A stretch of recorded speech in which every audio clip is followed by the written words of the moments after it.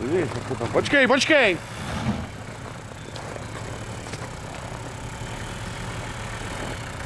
Vydrž, Tomáši! Já si myslím, že tady vydržím.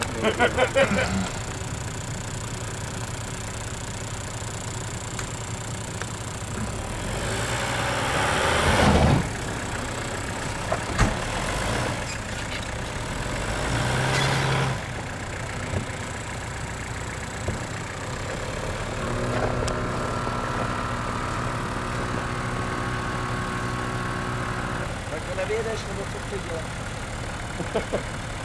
Vyjedu, jen co to trošku mohopluju. Tak je. No vidíš, takže neroste. No, tam se docela dneska nechce. Co? Tak ty se tam třeba zrovna dneska nechce. A to jsme ještě zjistili tady z toho někde začít tak... Říká jenom, ne? Tak. Dám, ale jsem...